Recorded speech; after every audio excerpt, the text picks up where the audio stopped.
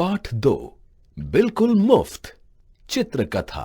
एक थे भीखू भाई जो हद से ज्यादा ही कंजूस थे।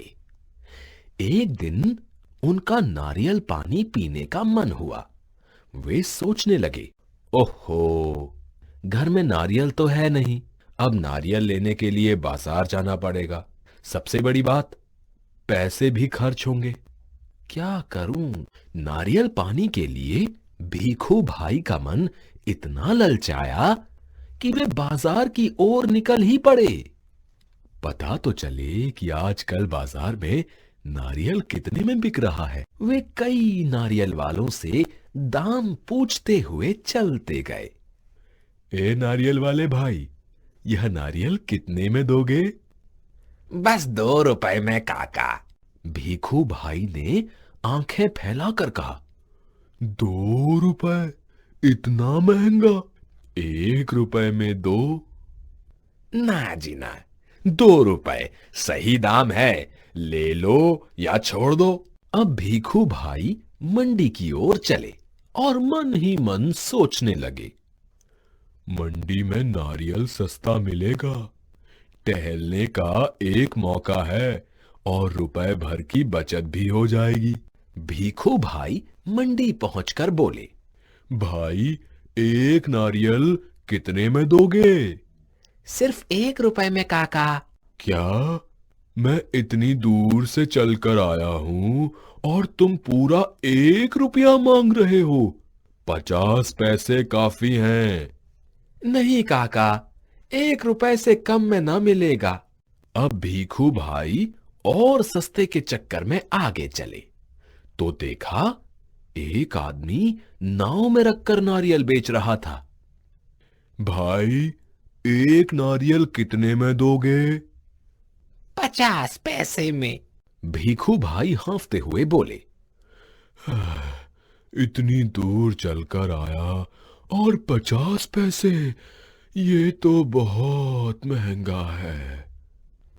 ये 50 पैसे तो मेरी मेहनत के हैं। इससे सस्ता नारियल तो बगीचे में ही मिलेगा। चलते चलते भीखू भाई के पैरों में दर्द हो रहा था, लेकिन सस्ते के चक्कर में वे बगीचे में जा पहुंचे और माली से बोले, नारियल कितने में दोगे? जितना चाहे पेड़ पर चढ़कर तोड़ लो, एकदम मुफ्त है।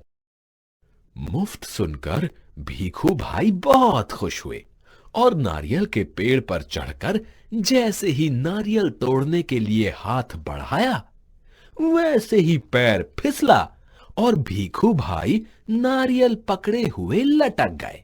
अब उनके पैर हवा में झूलने लगे।